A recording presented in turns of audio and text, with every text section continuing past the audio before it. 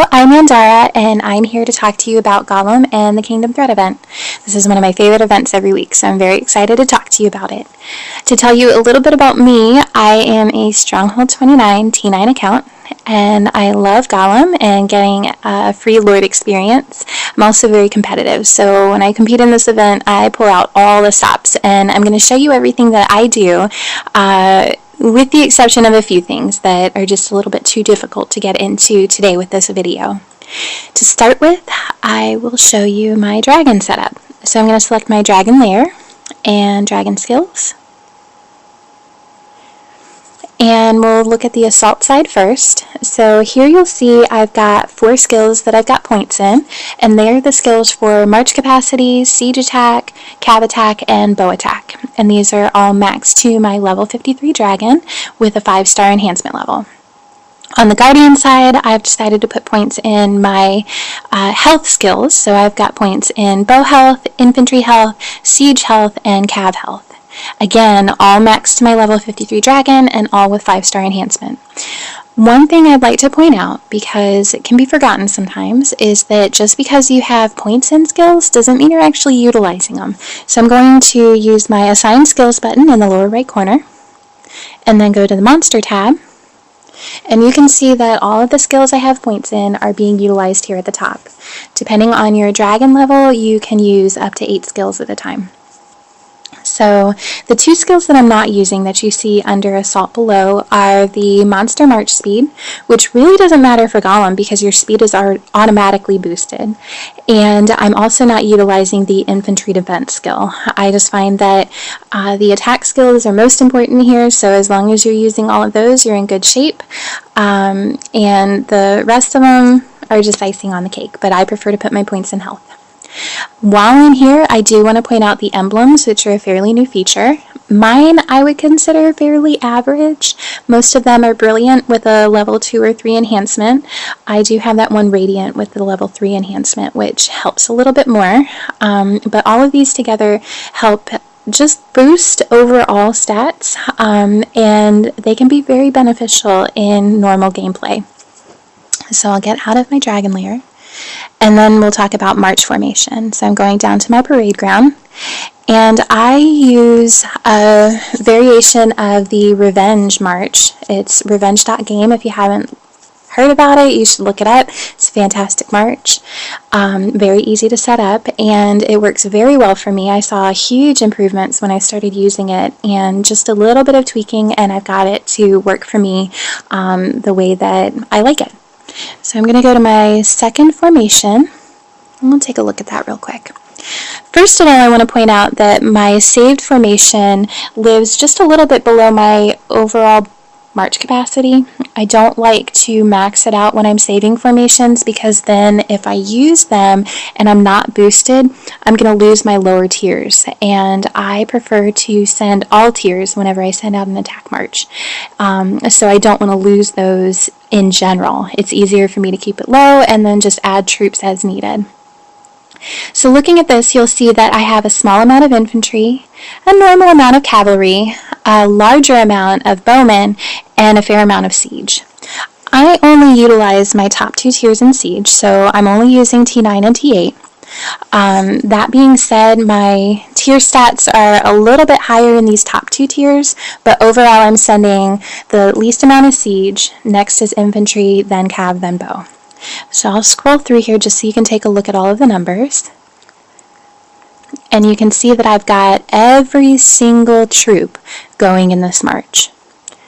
I also use it for portal because we like to be a little bit quicker for portal, and I sit pretty far away. The only adjustment that I make is I take the siege out. Alright, so I'll close out of there. And I want to point out that I do utilize all of the accolades I have available to me, which include the ones that you can purchase in packs, and don't forget the ones from the Undead Trader. I also like to use relics. So right now I am going to apply my March Capacity relic, which is the Crown of Command. That's going to boost my March capacity when I send. In my city buffs, I also want to make sure that I am utilizing my March capacity boost, and I like to utilize an attack boost also. So all of these things are going to increase my stats for these attacks. Alright, so I'm going to go out to the kingdom. I'm going to find the golem.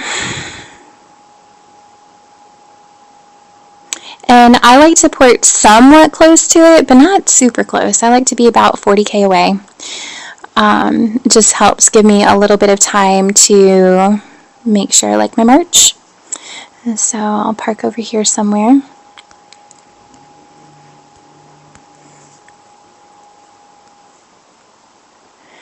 And the last thing I want to talk about is my Lord talent that I intend to use, which will also boost my march capacity. With that, I am going to go to my Lord real quick and point out that all of my points are in war. I haven't put points anywhere else at all. And it's the second talent up here that is called Colossal March. This is the one that is going to increase my march capacity by 10% for a period of 30 minutes. So this is a good reason to get a little bit closer to Golem. If you're kind of far away, it might take more than 30 minutes for you to send all 10 of your marches. So by getting a little bit closer, you can make sure you use this boost throughout all of your attacks. So I'll close out of that and check a few things. I think I'm ready. So I'm going to use that talent. Go back and find my golem.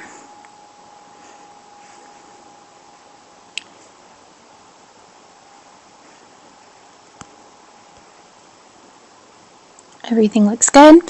So I'm going to select my number 2 march formation. The only adjustment I make here, because now I have almost 50k more room for troops, is I slide up my top tier of bow. I'm going to hit march. As that's marching, I'm going to select to this other relic, which is the battle blade. It increases my troop attack by 15%, gives me a better overall damage with each attack. Once this attack lands, I can switch over to my march capacity relic again and wait for those troops to return, send them back out. So here I'm going to pause and I'll come back when I'm on my last attack and we can talk about those final rankings.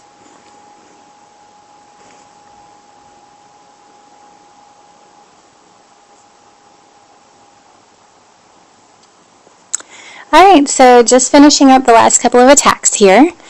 I am going to hit this a couple times and then we'll talk about results.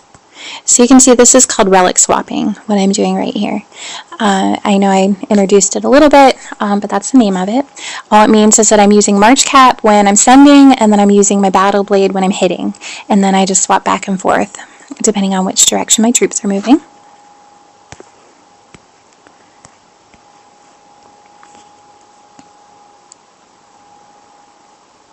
You can also do things like hero swapping, dragon skill swapping. It just depends on how in depth you want to get into things. I didn't mention Lady Isabel at 4-star increases your march cap. I don't have her. If you do, she's a fabulous one to use. You can see I'm currently at rank 9. I still have another hit to go. Make it very easy for myself. All I do is add T9 bow. After this hits, we'll go into the rankings and see how well I did. I should be in 7th from what I know of my kingdom. Alright, just double checking, that was my final hit. So I'm gonna open up all of these Lord experience points.